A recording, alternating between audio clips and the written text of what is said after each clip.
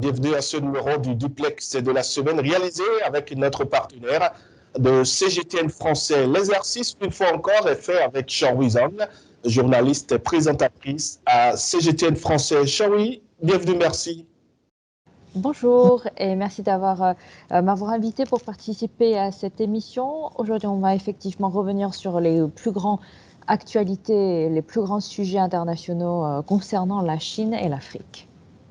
Alors, justement, vous avez planté le décor. Nous abordons dans ce numéro la visite d'État en Chine du président algérien Abdelmadjid Tebboune. La visite du chef d'État algérien en Chine durera 5 jours. Elle intervient après un déplacement de ce dernier en Russie. Shawi, quelle analyse faites-vous de ce déplacement du président algérien? Cet déplacement revêt une très haute importance, en effet, ces déplacements du président algérien en Chine, qui se poursuivra jusqu'au 21 vendredi. Et donc, en effet, cette visite a été effectuée à l'invitation du président chinois Xi Jinping, et c'est aussi la première fois de M. Tebboune en Chine en tant que président. Et d'ailleurs, cette visite est aussi la première visite en Chine d'un chef d'État algérien en 15 ans. Et c'est aussi la première rencontre entre le président chinois Xi Jinping et le président Tebboune. Donc, à ce sens-là, bien sûr, ça revêt une grande importance. Il faut également dire que cette année marque le 65e anniversaire de l'établissement des relations diplomatiques entre la Chine et l'Algérie et aussi le 60e anniversaire de l'envoi de la Chine d'une équipe médicale en Algérie. Donc, bref, il n'y a que des anniversaires cette année. Donc, l'année 2023 est d'une grande année, non seulement pour la relation entre la Chine et l'Afrique, mais aussi une grande année pour la Chine et l'Algérie. La dernière visite en Chine d'un chef d'État algérien remonte à 2006 avec celle d'Abdelaziz Bouteflika. Le déplacement du président Abdelmadjid Tebboune vise donc à consolider des relations solides et enracinées selon un communiqué de la présidence de la République algérienne et surtout à renforcer la coopération économique entre les deux pays. Jean-Yves, beaucoup estiment que cette rencontre sera la tribune pour évoquer l'adhésion de l'Algérie au groupe des BRICS. Oui, c'est fort possible. Pourquoi? Parce que d'abord, il faut quand même qu'on le rappelle que le sommet BRICS 2023 aura lieu très bientôt. Donc, ça sera pour le mois prochain, au mois d'août, qui se tiendra en Afrique du Sud.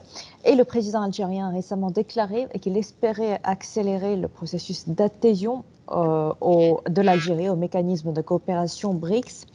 En effet, il faut quand même qu'on le rappelle, à BRICS, c'est une organisation qui est en effet composée des 5 pays majeurs, le Brésil, la Russie, et puis l'Inde, la Chine et l'Afrique du Sud. Donc en effet, on voit bien que ce sont les 5 pays qui comptent en effet, le nombre d'habitants, c'est inégligeable parce que ça revêt évidemment une importance non seulement politique, mais une importance économique pour le développement économique mondial. Et si l'Algérie pourrait dans le futur faire partie du mécanisme de coopération BRICS, eh bien, dans ce cas-là, on peut dire que non seulement que l'Algérie pourrait être bénéficiaire d'une position et d'un rôle important joué d'abord dans ce mécanisme de coopération des BRICS et aussi, d'ailleurs, ça sera également une plateforme importante pour jouer le rôle d'un grand pays qui promeut la coopération sud-sud, qui promeut des échanges commerciaux, qui promeut de plus en plus ces échanges entre des pays en développement. Donc, ça sera peut-être intéressant effectivement pour le développement de l'économie, pour le développement commercial entre la Chine et l'Algérie. Et encore une fois, je vais dire qu'entre la Chine et l'Algérie, les coopérations ne se limitent pas uniquement là. Les coopérations également touchent de différents domaines, dont l'agriculture, l'infrastructure, les coopérations médicales, voire des coopérations de l'agriculture. Là, je me rappelle que ça, c'était plus tôt, c'était il y a 2 mois, que moi j'étais sur place pour assister à l'organisation de l'événement La Nuit d'Algérie, qui est en effet un salon littéraire qui est organisé en parallèle du Salon du Livre de Beijing. Et donc, lors de ce salon-là, c'était la première fois pour l'Algérie d'être le pays invité d'honneur, en effet de participer. Et moi, personnellement, j'ai été personnellement sur place pour visiter cette grande foire d'exposition. En effet, on voit que parmi de différents stands des éditeurs, des maisons d'édition chinois, eh bien là, on voit la présence de l'Algérie, non seulement à travers des livres, mais aussi à travers des spectacles, des expositions, des costumes, des expositions, voire des bijoux d'Algérie. Donc ça a été une très belle occasion pour l'Algérie de faire connaître auprès du public chinois et aussi d'attirer de plus en plus de regards de la part des Chinois, que ce soit à travers les costumes algériennes ou à travers la littérature algérienne. Et d'ailleurs, tout à l'heure, vous aviez parlé ce mécanisme de BRICS. Effectivement, l'adhésion de l'Algérie pourrait booster davantage l'influence du BRICS à l'international. Et donc, durant cette visite qui va durer plusieurs jours en Chine, nous allons bien sûr revenir là-dessus très bientôt pour voir l'attitude de l'Algérie et aussi les actions de l'Algérie et les actions et l'attitude du BRICS, surtout pour le mois de août, qui sera un grand événement, que ce soit pour l'Afrique ou pour l'Algérie.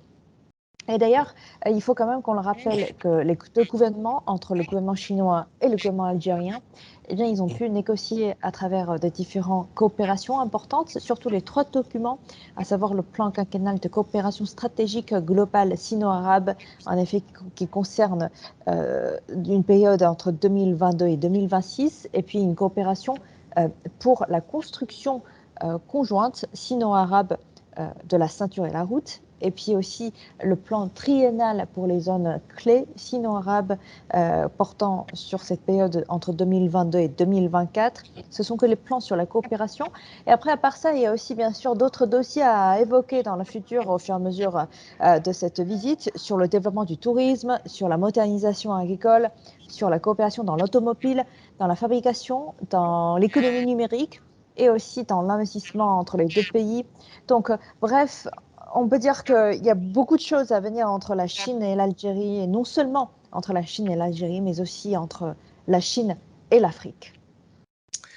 L'Algérie, justement, est liée à la Chine par un accord de partenariat stratégique signé en 2014, vous l'avez rappelé, Jean-Louis. En application de cet accord, un plan de coopération s'étendant jusqu'en 2026 a été signé en 2022. Vous l'avez également rappelé, il porte sur plusieurs secteurs, dont l'agriculture, l'énergie, la santé, les sciences et l'industrie spatiale. Jean-Louis, merci infiniment.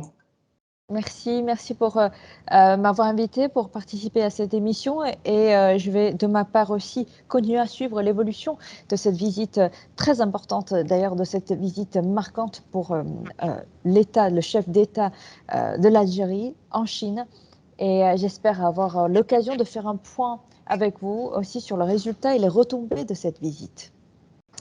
Merci infiniment, Jean-Louis Zhang. Je rappelle que vous êtes journaliste présentatrice à CGTN Français.